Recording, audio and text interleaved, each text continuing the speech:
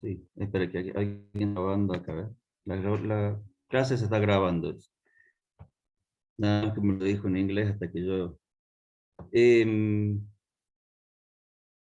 me perdí. Estaba hablando que no sabía bien en qué parte estaba del libro Los roles. y yo siguiéndolo está en el capítulo 3, donde habla el grupo como objeto teórico y sería en la página 92, ahí comienza a hablar del criterio interaccional. Lo que estaba por plantear era otra. Romero toma el criterio de análisis que corresponde al criterio interaccionista o interaccional de Robert Bale, en la cual hace una descripción e inclusive podemos de alguna manera aprender a conducir un grupo como coordinador del mismo para la resolución de una tarea. Y en la cual el análisis de estos roles funcionales o disfuncionales, por eso decía que en algún momento esta forma de pensarlo es muy descriptiva, ¿no? Pero plantea una serie de momentos, mientras hablo estoy tratando de buscarlo, si está en esto o está en otro. Espero haberlo copiado. Bueno.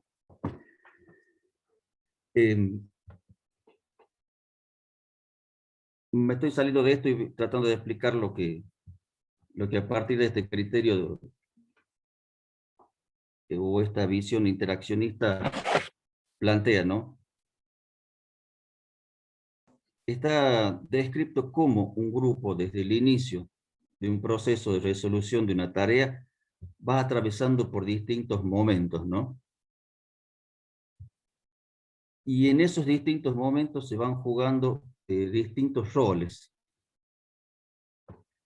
Roles funcionales y roles disfuncionales, ¿no? Que son inherentes y son propios a todo proceso de interacción. La tarea del coordinador es ir identificando esos roles que los funcionales sí o sí se tienen que dar para poder pasar de una etapa a otra dentro del proceso de resolución de una tarea. Por ejemplo, ahí ponen el capítulo 4, página 48. Aquí están. No, sí están, menos mal. Que hay un análisis del proceso de interacción. Menos mal, pensé que no los había fotocopiado. Ya lo vamos a ver después por ahí en la clase que viene con un poquito más de detenimiento, pero lo quería plantear como un ejemplo de cómo a partir de este criterio yo puedo poner a jugar una dinámica, ¿sí? Puedo poner en movimiento una dinámica grupal, y esa es una tarea del coordinador. Si un rol vemos que se estanca o no aparece, la tarea del coordinador es promoverlo. Por ejemplo, lo que planteaba Claudia acá como una especie de ansiedad que la embargaba porque no sé, estoy perdida, no sé qué estamos leyendo, dónde estoy. ¿Qué pidió? ¿Le anima a decir usted qué pidió?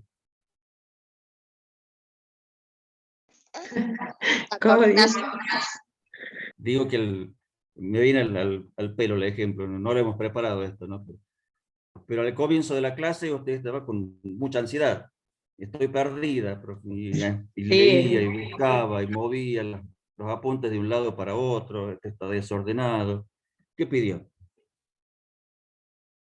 A ver si lo podemos... Clarificar, que me clarifique las ideas, claro, porque estaba en conflicto cognitivo entre el material que tenía y lo que... Y hacer pide información. Sí, pide información. Entonces, en toda tarea grupal, cuando se plantea una consigna, por ahí traten de acordarse cuando tienen que trabajar en un grupo, ¿no? El coordinador tiene una consigna y empezamos a mirarnos entre todos. ¿Y qué hacemos?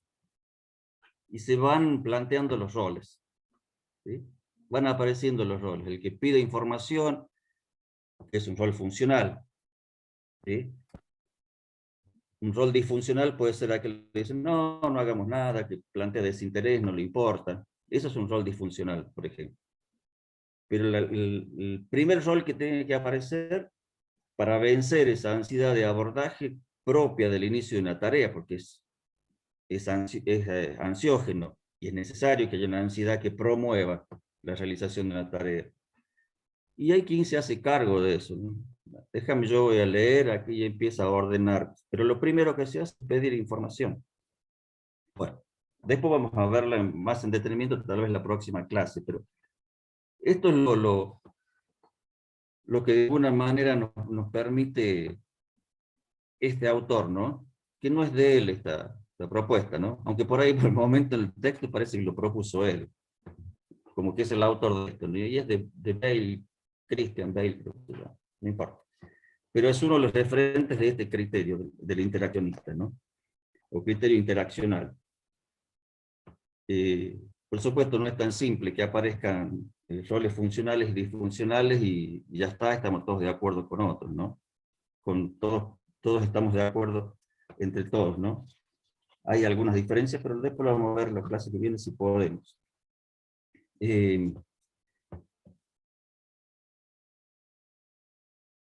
Bueno, en este grupo, en estos criterios, se me han mezclado hojas acá.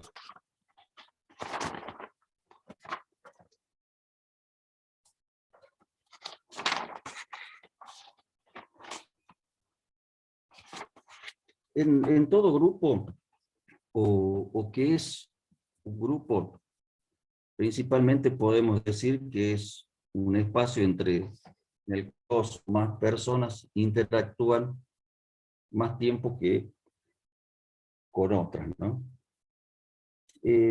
La interacción que genera, ¿sí? Genera expectativas en los integrantes, ¿sí? Y si esas expectativas se satisfacen, el grupo sigue con su trabajo de interacción. Si no, se genera una situación de sufrimiento, o sufrimiento no en el sentido de dolor, ¿no? Sino de insatisfacción.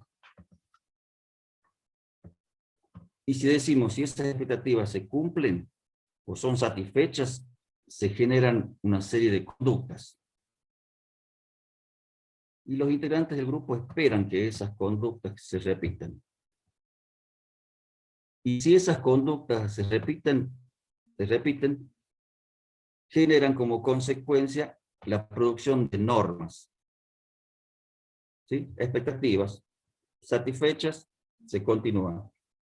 Insatisfechas, el grupo deja de tener sentido, se diluye. Pero si esas conductas son satisfechas, se esperan, se pautan. Los sujetos siguen esperando eso. Y surge como consecuencia la creación de normas, ¿sí? Y vamos empezando a pensar desde ahora que estas normas pueden ser implícitas, tácitas, o pueden ser explícitas. Los grupos formales tienen normas explícitas y concretas, ¿no? Los grupos informales por ahí tienen normas implícitas, ¿no?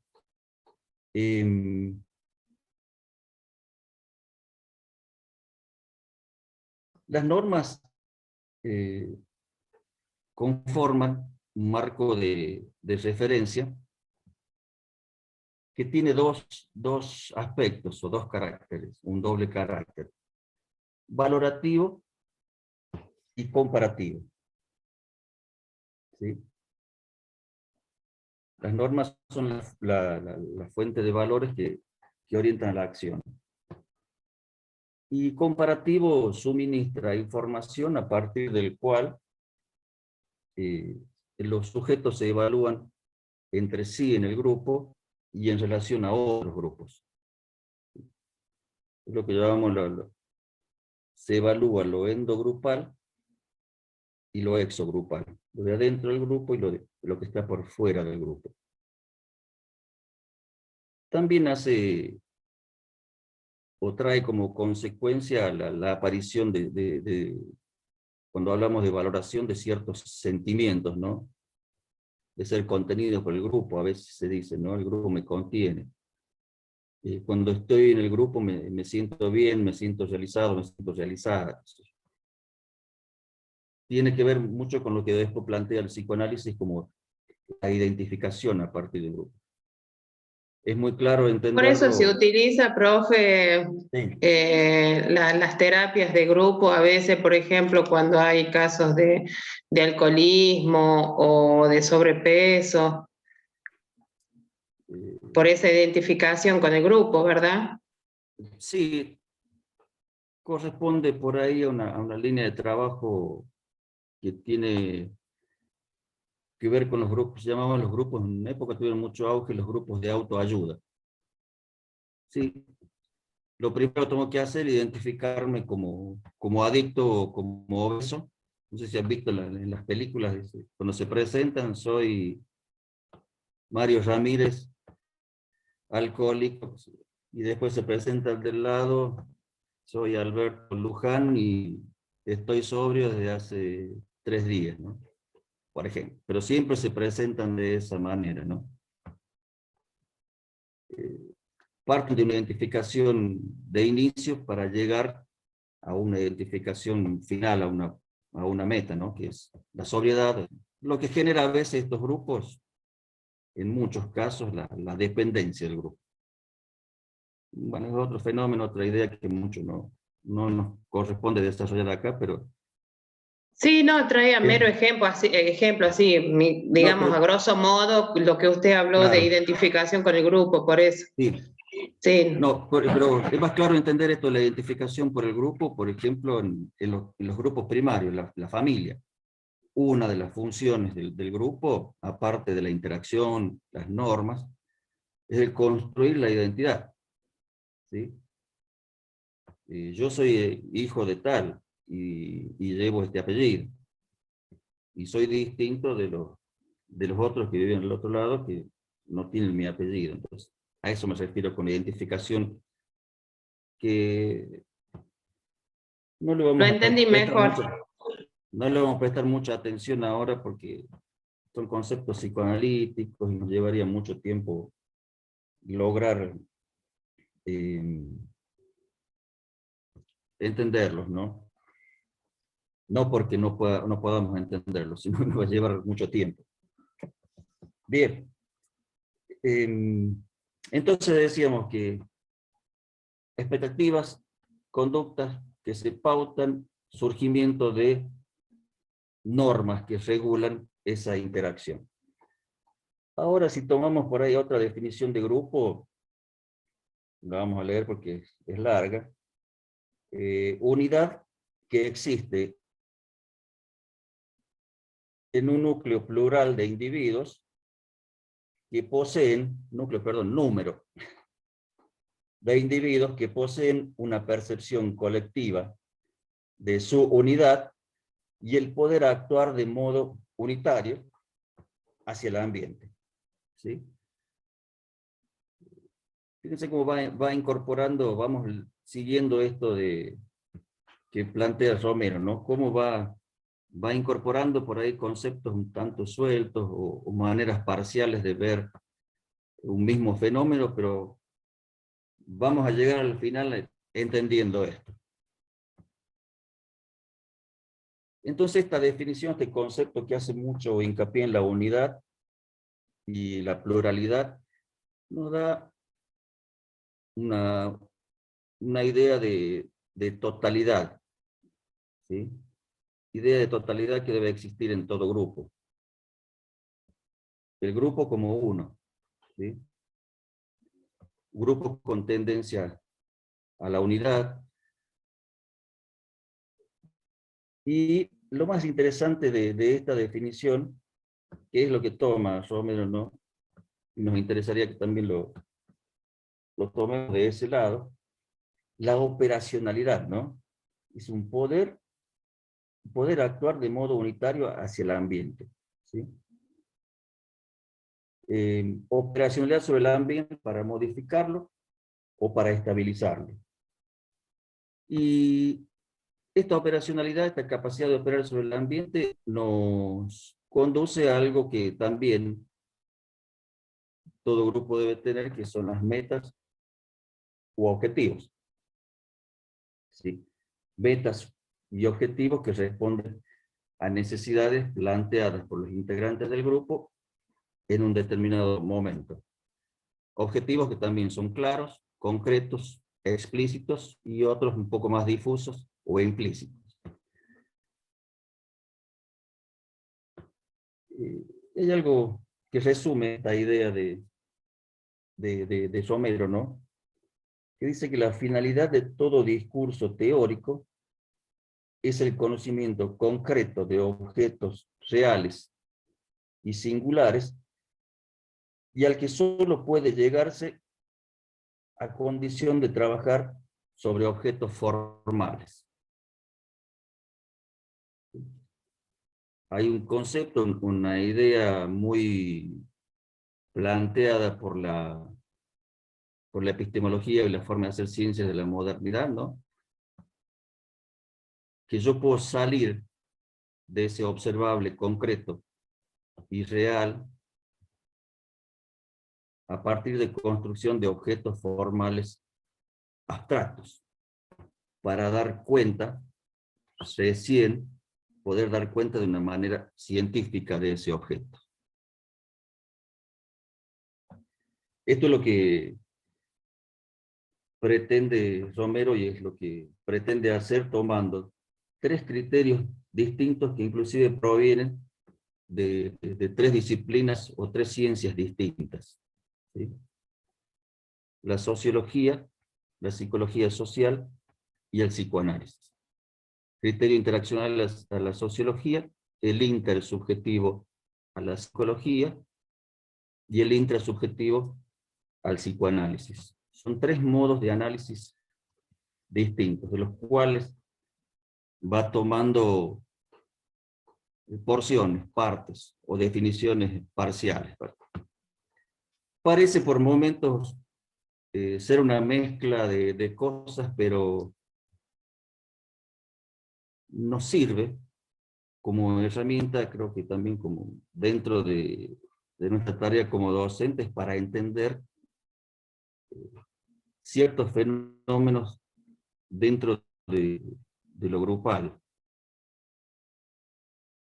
El ejemplo que planteamos recién de un grupo en situación de tarea, atravesando distintos momentos, creo que si alguna vez se sientan a observar a un grupo de alumnos, o por ahí un grupo de docentes en alguna capacitación resolviendo una tarea, una consigna, y van a ver, les aseguro que van a haber identificado un montón de estos tipos de roles.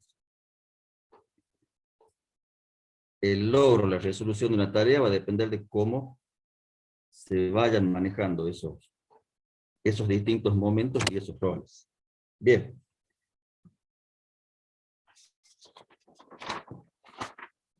Bueno, a partir de estas visiones parciales, este autor pretende construir o dar una definición o una noción de lo que es grupo,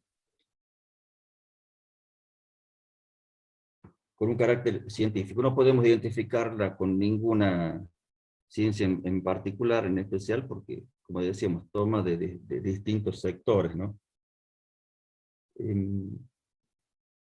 Entonces, desde el criterio interaccional, un grupo puede ser un conjunto de individuos en interacción regulada por normas establecidas en un espacio y tiempo dados y que poseen objetivos común o posee un objetivo común que responde a necesidades compartidas.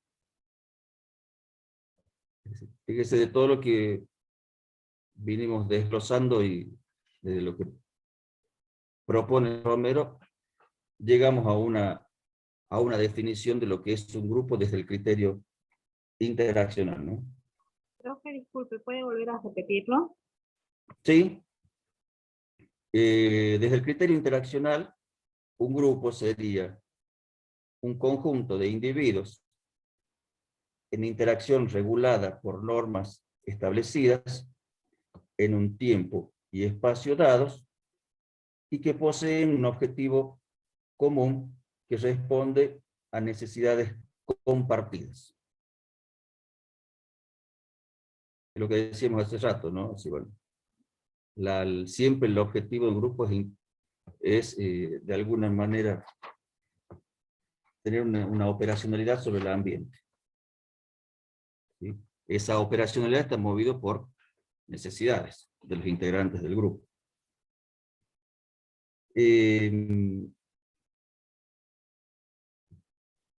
Esta operacionalidad y estas normas y estos objetivos tienen un doble impacto. Mencionamos la operacionalidad sobre el ambiente, sobre lo exterior, pero también genera un operar sobre uno mismo como individuo integrante del grupo. El grupo me condiciona y me modifica. ¿Sí? A medida que el grupo, como reunión de sujetos, se modifica, también va modificando a los sujetos o a los individuos integrantes de ese grupo. El criterio intersubjetivo, que decíamos, toma algunos elementos de la psicología social,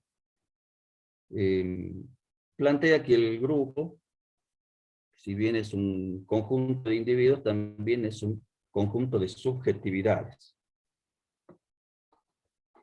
El concepto de subjetividad es un concepto que está en el medio entre la psicología social y la sociología, ¿no? En estos últimos años se puso de moda, para decir una manera, para tratar de entender ciertos fenómenos sociales, ¿no?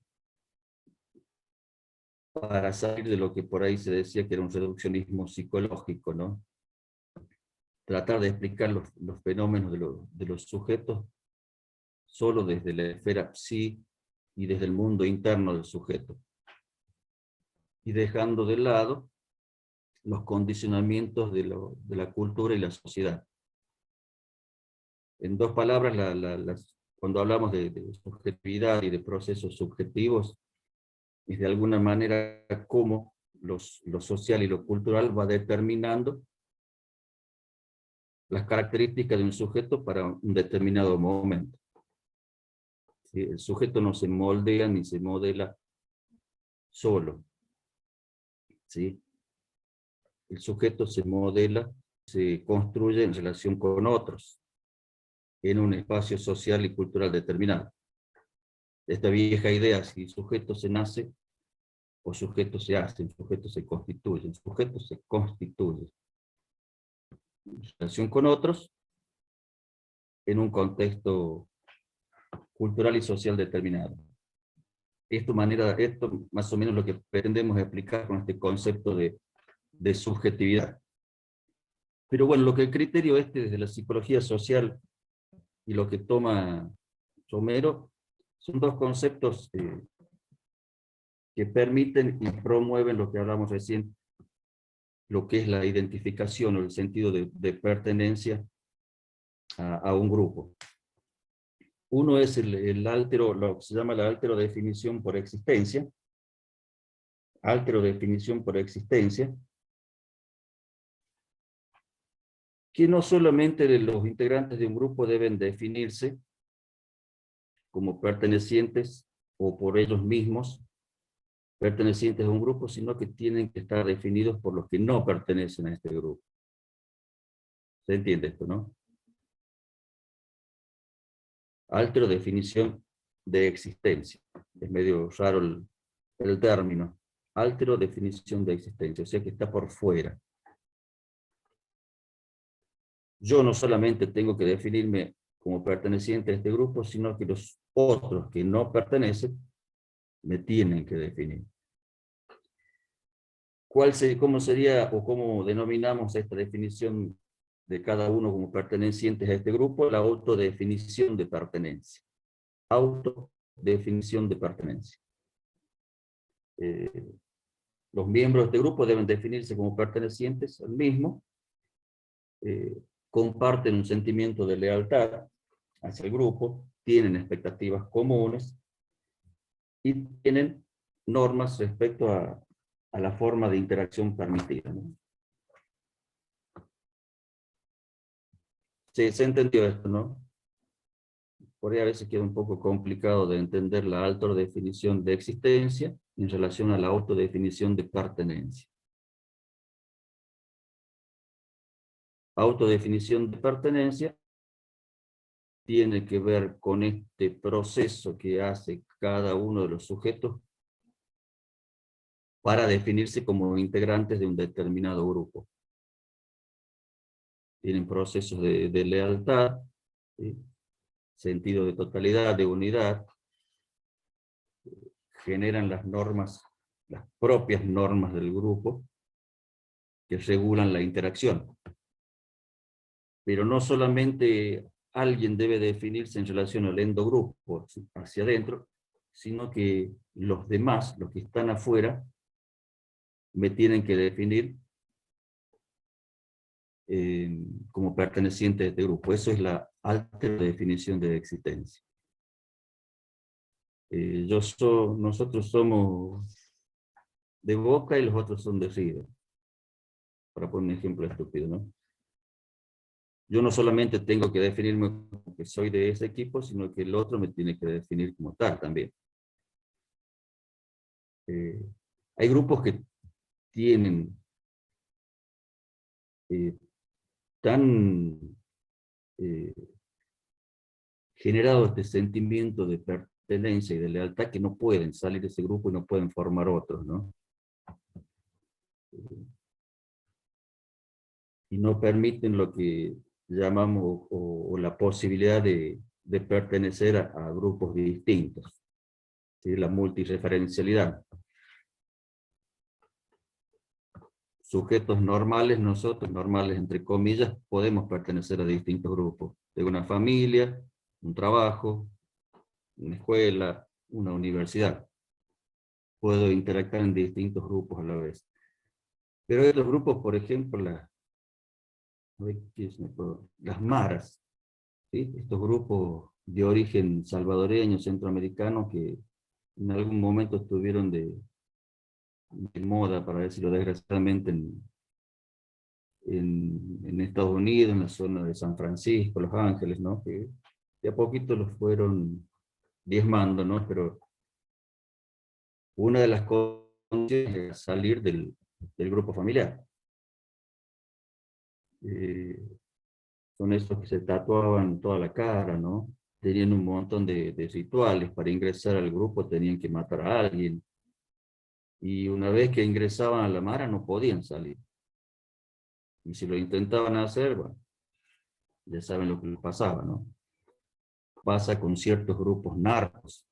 Bueno, se me ocurre otro ejemplo, ¿no? Los grupos narcos que actúan en México, principalmente, ¿no? Forman parte de ese grupo y no pueden salir, ¿sí? Generan un sentimiento de lealtad, sobre todo hacia un líder que inclusive también tienen que salir del grupo familiar. A veces salen por cuestiones de protección y de cuidado, pero muchas veces por ese sentimiento y esa necesidad de pertenecer hasta la muerte de ese grupo. Bien.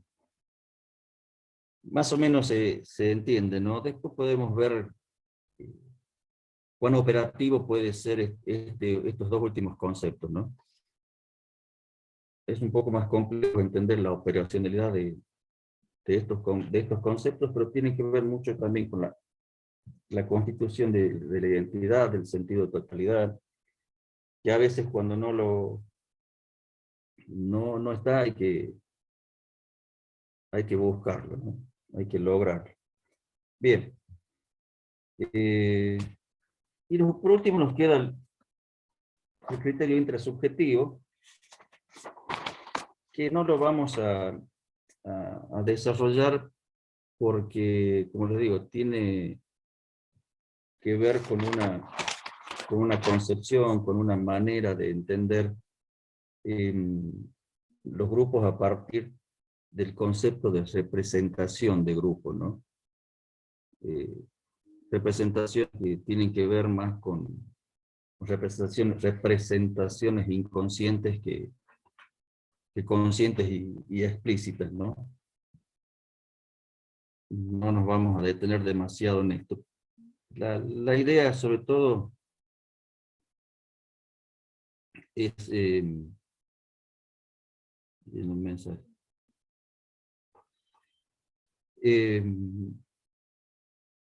Presentar esta visión de lo que este autor propone para entender el fenómeno grupal, y creo que si bien es muy descriptivo y simple, también nos puede servir y puede ser muy práctico a la hora de pensar cómo resolver tareas a partir de un trabajo grupal. No sé en qué parte este autor plantea que es mucho más simple resolver una tarea y de convencer a alguien de modificar un hábito, o de lograr un aprendizaje, o de lograr un cambio, que hacerlo de manera individual. Modificación, aprendizaje, cambio, van ligados, ¿sí? Si no hay cambio, no hay modificación, no hubo aprendizaje. Por eso acentuamos o ponemos más énfasis en lo grupal. No quiere decir que el desarrollo o el trabajo individual no tenga sentido. No, se plantea que es mucho más rápido, mucho más ágil y mucho más práctico el trabajo grupal. Pero por supuesto tengo que tener claro, que haya un trabajo grupal, tiene que haber interacción, ¿sí? Para que haya resultados del trabajo grupal, tiene que haber reglas claras, tiene que haber normas claras. Para que haya resultados en un trabajo grupal, tengo que tener objetivos y tengo que tener metas claras y alcanzables. La posibilidad de definición o de identificarnos con un determinado grupo distinto del otro puede generar tal vez una motivación para el logro de ciertos resultados. Después analizar los movimientos inconscientes, lo que se llama cohesión grupal, fantasmática grupal, representación grupal interna, que es lo que propone el psicoanálisis. Es un trabajo que no lo vamos a decir ahora, ¿no? Si por ahí tenemos tiempo en algún momento, pero hace falta el manejo de un montón de conceptos que tienen que ver con la teoría psicoanalítica tal cual la planteó Freud, y la teoría psicoanalítica de estas épocas, ¿no? Entonces es un recorrido demasiado largo. Lo que nos interesa del criterio interaccional, que nos va a hablar de 4 variables, ¿no? Que a partir de esas 4 variables yo puedo hacer un abordaje de un grupo. Una de esas variables sería el número de individuos. Según la cantidad de individuos, yo clasifico a los grupos, ¿sí? En lo que llamamos grupos pequeños y grupos grandes. Un grupo grande es a partir de 20 integrantes, ¿no? La interacción de esos grupos, como decíamos hace rato, va a modificarse de acuerdo a la cantidad de integrantes del grupo. Por tanto, la tercera variable serían las normas. Si el grupo aumenta el número de individuos, esas normas tienen que ser más explícitas, ¿sí? Si el grupo es un grupo primario, las normas, no son las normas y los roles también están definidos en algunos casos de manera explícita y de muchos implícitos. Es decir, en la familia uno nace siendo hijo, ¿sí? Y hay un padre y una madre. Y está el grupo, la pareja, y estamos los hermanos. Yo no puedo, siendo hijo, ponerme en el lugar de querer llegar al rol de padre. Y la familia, ya más o menos en cada sociedad, tiene definido el criterio de interacción y explícitamente algunas normas e implícitas muchas otras, ¿no?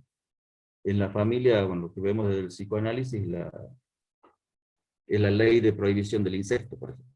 Se me ocurre una. La ley de prohibición del incesto no la tiene que aprender uno ni y leerla en ningún lado. Está implícita. Y viene desde no sé cuándo, y corresponde a las sociedades o a los grupos sociales occidentales. Por ahí en algunos grupos más pequeños, en algunas otras sociedades, esa ley sigue existiendo, pero con otros nombres y otros roles. Se entiende, ¿no? Por ahí he puesto un ejemplo medio. Sí, profe, se entiende. Bien. Los objetivos, que sería la cuarta variable que podemos sacar de este criterio interaccional, de acuerdo a los objetivos que se proponga un grupo, nos va a permitir dar una definición y una ubicación y una clasificación de ese grupo.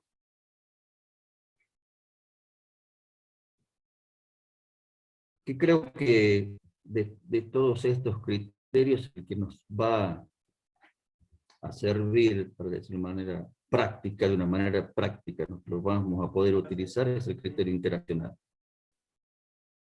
Primero porque nos permite hacer una clasificación de los grupos y saber a cuál en esa clasificación pertenezco. Y como decimos, por ahí podemos pertenecer o interactuar en distintos grupos. Y sobre todo, pensar esta dinámica, este movimiento del grupo en el proceso de resolución de una tarea. Si podemos pensar a la clase desde ese lugar, al grupo clase desde ese lugar, por supuesto que sí. Pero eso lo vamos a ver más en detenimiento la próxima clase, ¿no? Inclusive la importancia de identificar roles, no son roles, son, bueno, ya me van a salir. Los roles funcionales, está bien, roles funcionales y los disfuncionales. Porque en realidad yo en estos momentos estoy con mi rol de alumna. Sí. Pero también tengo mi rol cuando estoy con mi madre, el rol de hija, cuando estoy con mi hijo, con el rol de madre. Y ahí es cuando voy variando de acuerdo a los grupos, ¿verdad? Entonces, claro, entraría dentro de los primeros, dentro de los pequeños grupos, que sería el primario, que tengo de familia, en este caso también de universidad, ¿está?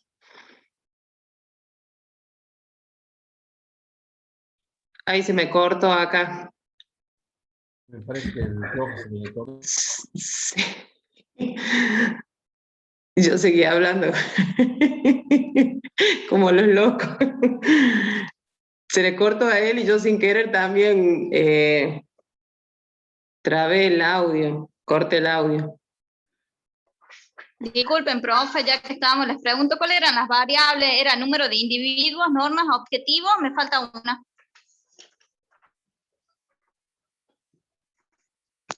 ¿Alguien más? Sí, eran variables, eran 4. Era el número de individuos, las normas y los objetivos. Me falta una. La interacción. Ah, muchas gracias. No, de nada. Claudia, bien atenta. Anotó No, no. todo. Sí, es que hay que aprovechar el tiempo, chica, estoy tapada de trabajo y si no, después nos veo en las clases yo. Así que aprovecho a full cada clase y con eso, viste, después, bueno, si le das una mirada al material, por ahí ya te clarifica más las cosas. Por eso al comienzo de hoy yo le pedí a él que por favor que me diga por dónde íbamos de acuerdo al material que dio. Sí, porque yo vi que subió varios documentos, Guillermo, y vi que decía 1, 2, 3, 4, 5, nada más. Y ahí, bueno, con lo que dijo el profe Son ya... 7, son 7, 7. Laurita. Bueno, yo vi 5. No, hay 7. Pero, por ejemplo, el primer documento, el segundo se repite en función del primero, es una parte del primero. Nada más que el segundo está con la hoja completa, que es la 130, 131, que falta en la primera parte. En el primer documento, sí. Pero esa es la única diferencia, o sea que entre el 1 y el 2 es el mismo material, salvo por una hoja. Y después yo del material que compré le falta un capítulo, que creo que es el 5.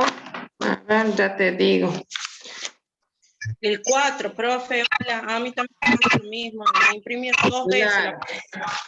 Falta uno, yo no me acuerdo cuál es, pero falta uno. Me lo había anotado, pero bueno, no lo encuentro ahora.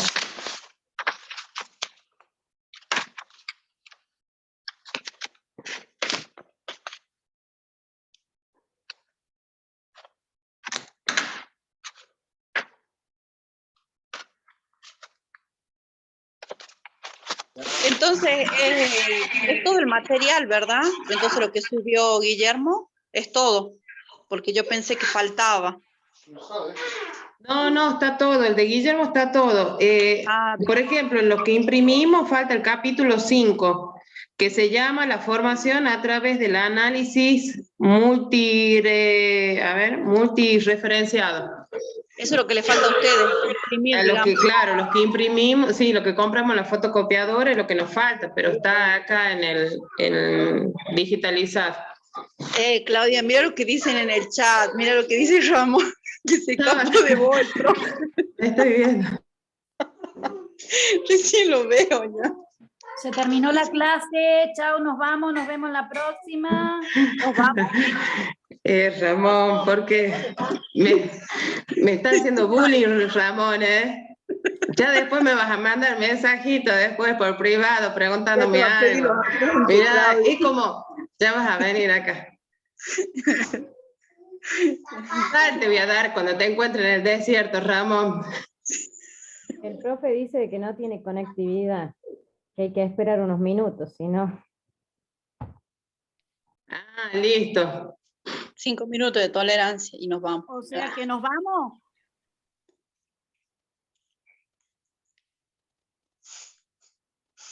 No sé, eso puso ahí en el grupo que está no tiene conectividad. Esperemos unos minutos. Gracias, Rosita. No, yo no estoy con el teléfono en estos momentos, así que gracias por pasar la info. Dale. Seguí, Claudia, vos. Les repito las 4 variables. No las anoté, las podés repetir en serio, no las anoté. Número de individuo, normas, objetivo e interacción. Es la clasificación de los grupos. Es el tipo de grupo, la interacción, las normas, los objetivos. Y después él te estaba brindando lo que son las características. Ah, perfecto. Ahora.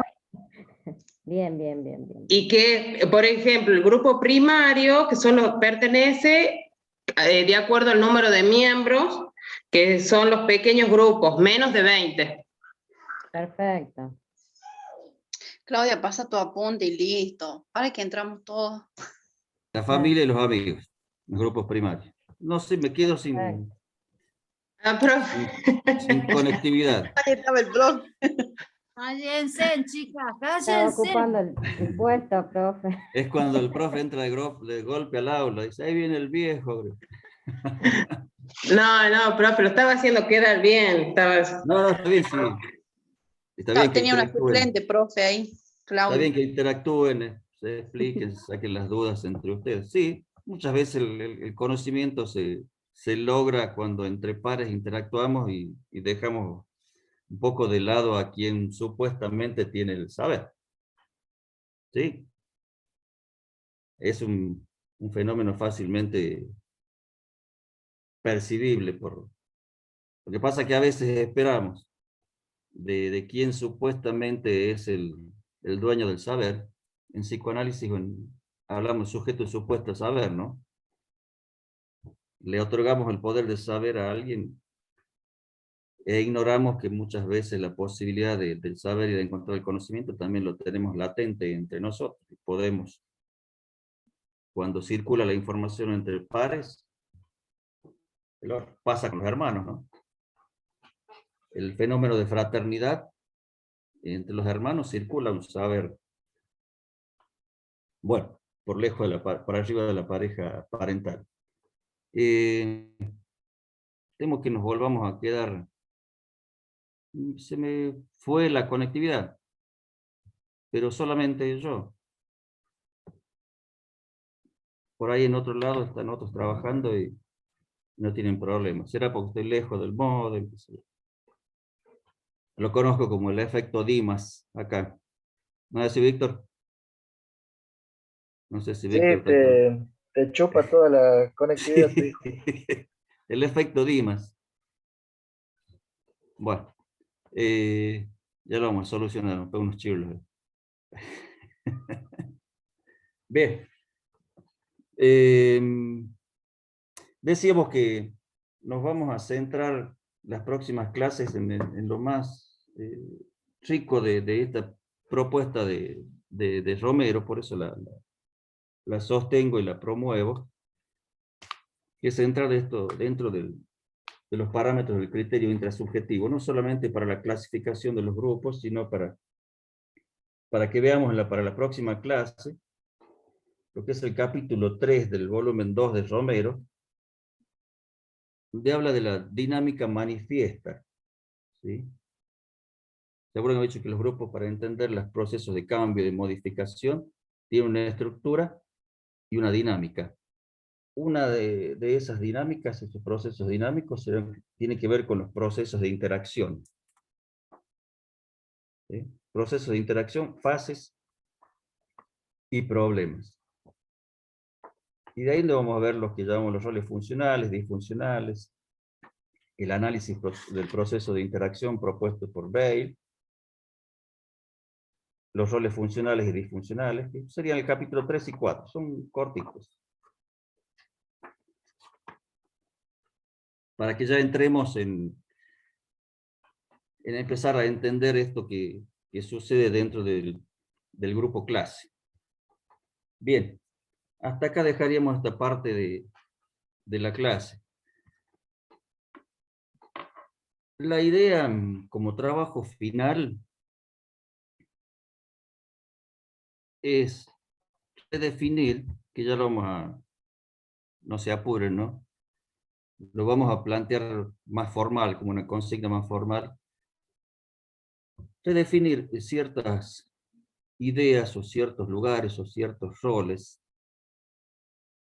en el grupo clase o en la tarea como docente desde una visión de la grupalidad, con esta idea de formación y transformación, que este concepto de transformación está planteado más para un mundo adulto que adolescente, pero por ahí nos puede servir una manera de analizar el trabajo docente. Por ejemplo, se me está ocurriendo si en vez de llamarnos docentes, nos podríamos llamar coordinador de grupo. Definir el grupo clase a partir de estos modelos. Plantearnos con una diferencia de lo que es la clase tradicional o la clase moderna. Sí, profe, de hecho, me parece que en las clases invertidas adquiere ese rol el docente. Sí. Sí. Planteándonos más como coordinador que como docente, es decir, un coordinador por ahí puede administrar los saberes que circulan en los alumnos, más que colocarse como dueños del saber. Hay ciertos criterios bueno, que eso se propuso, se intentó hacer, ¿no? A partir de las ideas de Brunner, ¿no? En el cual el docente se corría de ese lugar de poder y de saber, y se convertía o se promovía como un guía, ¿sí? O como un andamio, como un apoyo al trabajo. Y el proceso de construcción del conocimiento lo hacían los alumnos. ¿Sí? Estoy hablando de 90, puede ser. Sí, 90 por ahí. Donde se propuso a partir de una reforma educativa la intención de salir de modelos tradicionales, ¿no? Inclusive en el modo de planificar, ¿no? No sé si se sigue planificando en media esto con expectativas de logro, ¿no? Conceptuales, procedimentales y actitudinales. El promover expectativas de tipo actitudinal era todo un cambio, una modificación. El que construyera el saber y el conocimiento era el alumno a partir de proyectos. ¿Sí? Bueno, tenían que ver, qué sé yo, clase de formación ética. En vez de agarrar como lo hicimos nosotros, bueno, Constitución en la época que yo estaba en la secundaria ni se la mencionaba, pero el docente sacaba con un texto, un libro, y a partir de ahí se cambia a partir de las décadas 90, dice, bueno, vayan e investiguen. Los mandaban los chicos a la legislatura, vayan a la biblioteca. Eso es un cambio, ¿no? Y el docente, por eso lo planteo más como la tarea de un coordinador. Que no vamos a hacer un ensayo ni una tesis de esto, ¿no? Pero sí una especie de adentrarnos y romper con ciertos métodos, ¿no? Que eso lo propone Nachmanovich. Se anima a criticar Nachmanovich al tratado del método de Descartes. ¿Sí? Descartes, puesto como, de alguna manera, el Descartes, el creador del método científico de la modernidad. No son ideas de Nachmanovich, pero sí son ideas de Ilya Prigogine, que también creo que lo mencioné. Pero a ver si tenemos la posibilidad de romper algunas reglas y jugar un poco con esto, ¿no? Ya lo vamos a armar más concreto. Lo que quiero que hagamos como primer tarea, siguiendo lo que plantea Marta Souto en el capítulo 3, ¿sí? Anoten. Ya está, profe. Continúe. No continúe. ¿Qué dijo, profe? ¿Qué es lo que...? Digo que esta primera tarea, recién nos estaba explicando la idea del trabajo final. Y ya Sí, en eso breve estoy anotando. lo que vamos a hacer como primera tarea, digo, siguiendo lo que plantea Marta Souto en el capítulo 3 que tienen fotocopiado, esta manera de pensar el trabajo de formación docente, que tiene 3 líneas, ¿sí? Una que es la narrativa, la otra que es de exploración o de exposición, y la tercera que es reflexiva. ¿Sí? Ninguna de las 3 hacemos los docentes, ¿no? Salvo que lo hagamos de manera individual. ¿Cuál era el segundo? ¿Era narrativa, reflexiva? Y No, me falta uno. narrativa, Sí. explorativa Ah, bien. o expositiva, si quieren llamarlo. Y la tercera es la reflexiva. Muchísimas gracias, profe. La narrativa siempre se recomienda o se propone o se sugiere cuando nos encontramos docentes, digo, no, bueno, los que son verdaderos docentes, hacer una narración de sus experiencias, ¿no? Ya sea escritas u orales. Podemos escribir, tenemos la capacidad de escribir. Después eso que escribimos y narramos lo ponemos en consideración de los demás, lo exponemos.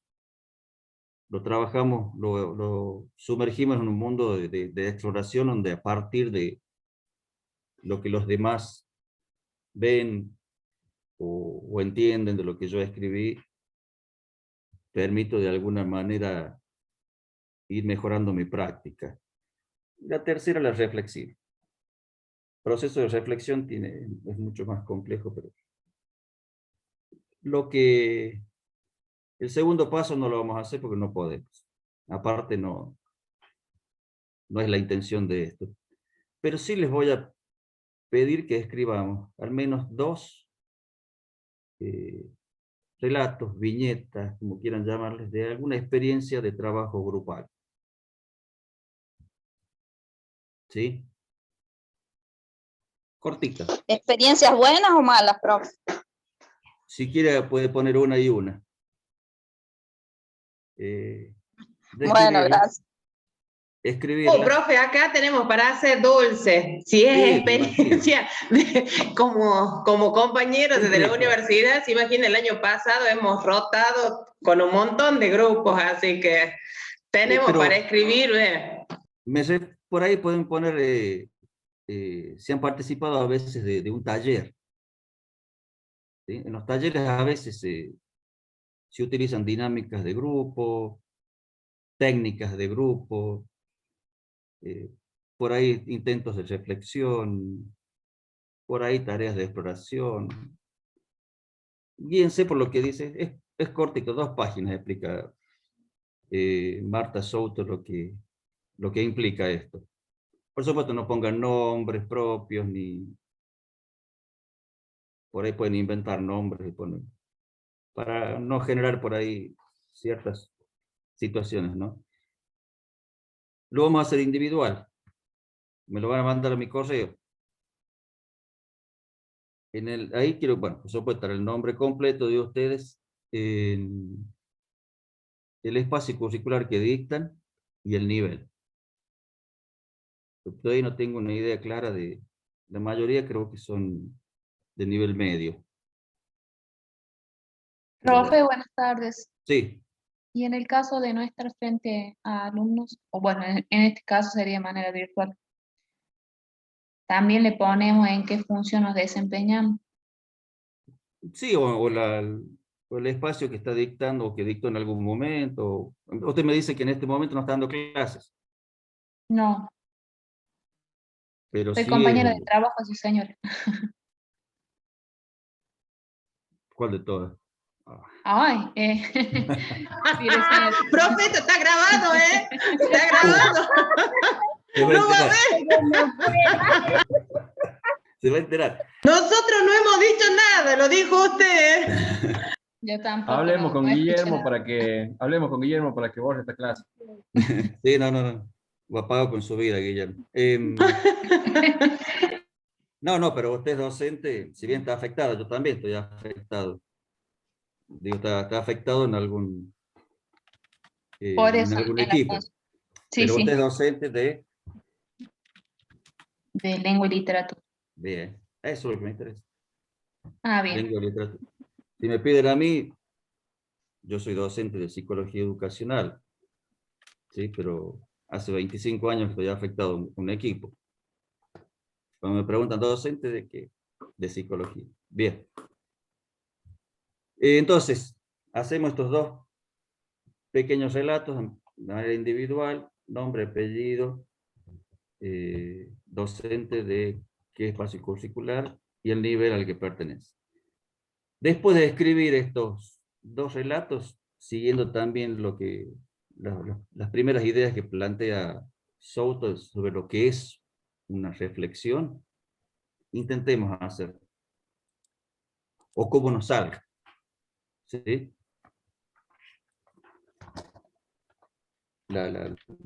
Desde la variable o la idea, la línea de reflexión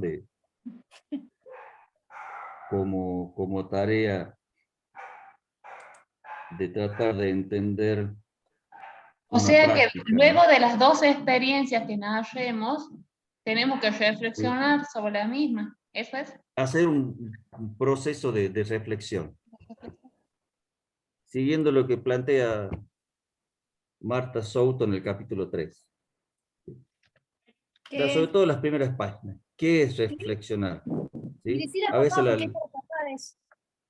la reflexión sobre alguna realidad, sobre alguna práctica, tiene el sentido de encontrar nuevas ideas, nuevas explicaciones, nuevos sentidos, a algo que lo consideramos por ahí desde lo real como obvio, como práctico, ¿no?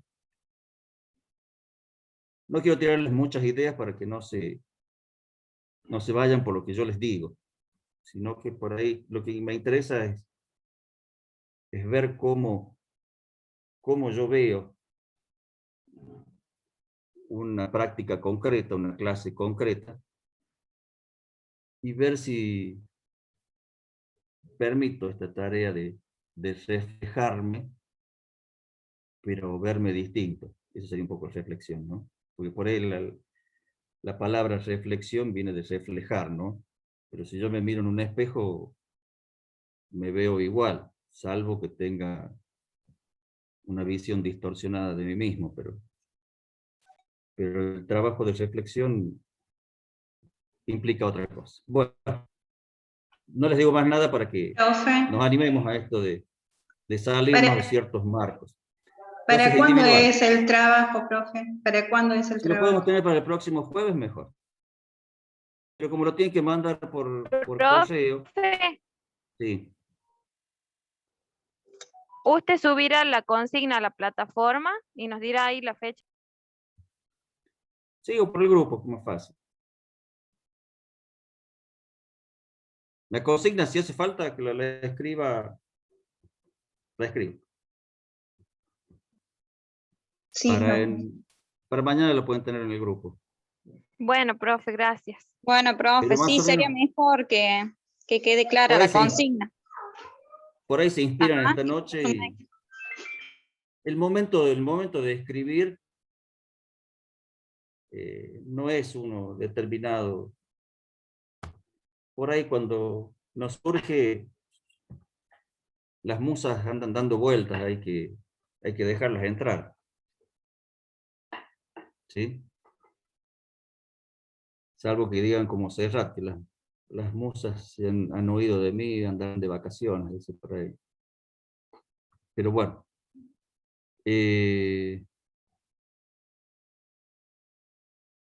no sé si queda alguna pregunta, alguna. Profe, una pregunta. En el libro Sí. de Marta Souto, yo lo fui a sacar en la fotocopiadora, me falta el capítulo 4, pero no sé si es intencional o me lo fotocopiaron mal, profe. Es posible. Pero búsquenlo, lo escaneo, Guillermo, así que lo debe tener. Bien, Pero ya, gracias. Sí, Pero está todo capítulo en, 4 creo que... está todo en, No. en el espacio del Capítulo profe. 4 no iba. Capítulo 4 no iba, así que si le El falta no será 5 problema. profe. El 5 3, era. 5 y 7. 3, 5 y 7. Y que creo que hubo 2 o 3 juegos que fueron a buscar que salieron sin el capítulo 5. Sí. Pero no Está está escaneado, digitalizado. digitalizado, lo puede buscar. Pero es 3, Mi 5 y pregunta 7. funcional que faltara, por eso. Sí, no. Es 3, 5 y 7. Lo que pasa es que el capítulo 4 se mete por el lado del análisis psicológico, psicoanalítico. Cuando reflexionamos podemos ver ciertas ideas conscientes, pero también podemos colegir algunas inconscientes, ¿no? Que eso es tarea de psicólogos y psicoanalistas más que de docentes. Por eso Gracias, sacamos profe. el capítulo 4. Bueno. No sé si queda alguna duda, entonces para el próximo jueves, leer el capítulo 3 del volumen 2 de Romero, al menos una lectura rápida y superficial como para no venirnos tan crudos, y empezar a hacer esta tarea que les pedí. Bueno, dejamos por ahora. Si no hay nada más. Repita el Listo, capítulo, profe, profe. Capítulo 3 del volumen 2 de Romero. Bien, La dinámica manifiesta, procesos de interacción, fases y problemas. bien, Página gracias. 37. Gracias.